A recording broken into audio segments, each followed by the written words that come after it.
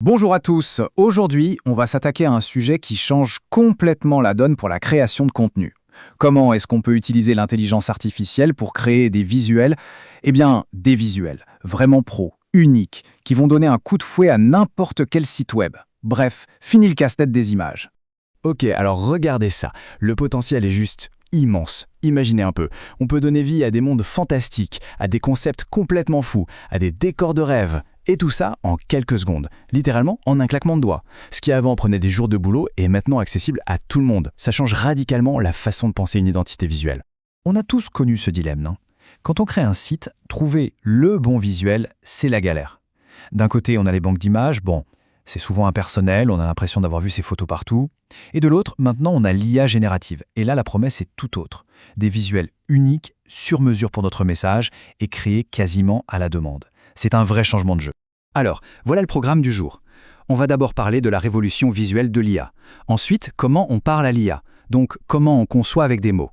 On jettera un œil à l'atelier de création, puis on parlera optimisation pour le web, super important, et on terminera sur un point crucial, créer en conscience. Allez, c'est parti pour la première section, la révolution visuelle de l'IA. Et oui, on peut vraiment parler d'une nouvelle ère de liberté créative qui s'ouvre à nous tous. Ce qui est vraiment génial avec ça, c'est que ça démocratise la créativité.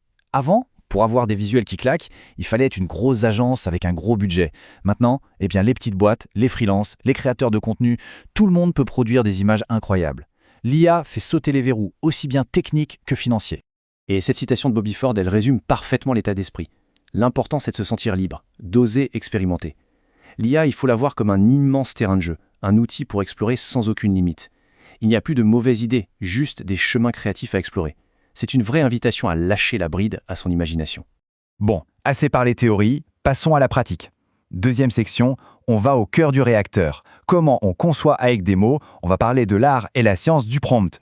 Alors, un prompt, qu'est-ce que c'est au juste? Eh bien, c'est tout simple, c'est l'instruction qu'on donne à l'IA, la description textuelle de ce qu'on veut obtenir. C'est vraiment la compétence clé. C'est le pont entre l'idée qu'on a dans la tête et l'image finale. Plus on est bon là-dedans, plus le résultat sera fidèle à notre vision.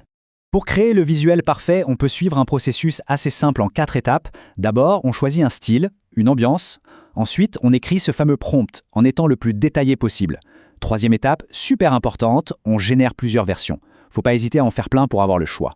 Et pour finir, la touche finale, on peaufine, on améliore l'image qu'on a choisie. Ah, et petite astuce de pro pour ceux qui veulent des images qui font moins IA et plus vraies. Le secret, c'est la précision. Il faut ajouter des détails techniques. Par exemple, des termes comme photoréaliste, style documentaire, ou même carrément des infos sur l'appareil photo, du genre photo prise avec un Canon 50 mm. En faisant ça, on guide l'IA vers un résultat beaucoup plus crédible, plus naturel. On passe maintenant à la troisième partie, l'atelier de création. Là, on va voir quels outils choisir et pourquoi il est crucial de ne pas s'arrêter à l'image brute sortie de l'IA. Alors, question outils, il y en a pas mal, mais 3 sortent vraiment du lot. On a DALL-E 3, super simple, surtout parce qu'il est intégré à ChatGPT. Ensuite, il y a Midjourney, lui, c'est le roi pour la qualité artistique, pour des images très stylisées, il fonctionne via Discord.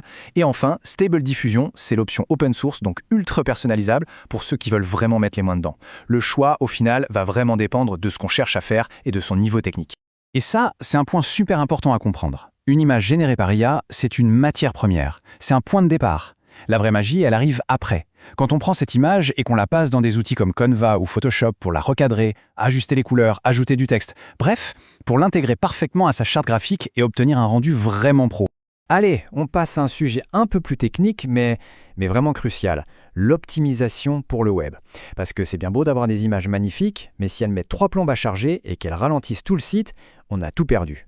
S'il y a un seul chiffre à retenir, c'est celui-là, moins de 200 kilooctets.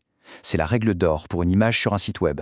C'est ce qui garantit que la page se charge vite, que l'expérience est bonne et que Google nous aime bien.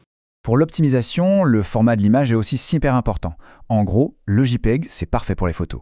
Le PNG, c'est pour les graphiques qui ont besoin de transparence. Le SVG, c'est le must pour les logos et les icônes. Et puis, il y a le WebP, qui est un format plus moderne et souvent le plus efficace pour tout. Franchement, bien choisir son format, c'est déjà la moitié du boulot de fait. Et un petit conseil en passant pour ceux qui sont sur WordPress. Quand on supprime des images de la médiathèque, elles ne disparaissent pas vraiment. Elles vont dans une sorte de corbeille. Du coup, pensez à vider cette corbeille de temps en temps. C'est un petit geste tout bête qui libère de l'espace sur le serveur et aide à garder un site rapide. On arrive à notre dernière partie et c'est peut-être la plus importante. Créer en conscience. Parce que oui, c'est une technologie hyper puissante et qui dit pouvoir, dit aussi responsabilité. Cette phrase, elle est parfaite pour lancer la discussion. La résonance est souvent plus importante que la portée. Ça veut dire quoi? Ça veut dire que parfois, en voulant toucher un maximum de monde, on perd en authenticité. Alors que créer une vraie connexion, une résonance avec son audience, c'est ça qui a de la valeur, bien plus que le nombre de vues.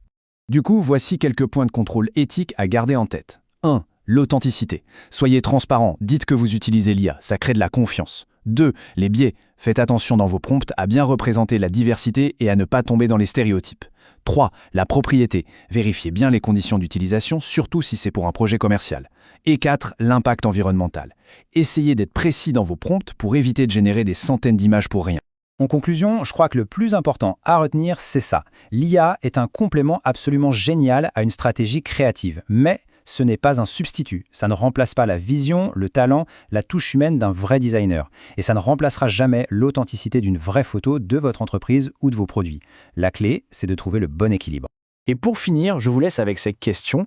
L'IA, est-ce que c'est la fin de la créativité humaine ou est-ce que c'est le début de quelque chose de complètement nouveau? Le débat est ouvert et je pense qu'il va nous occuper encore un bon moment. Merci d'avoir écouté.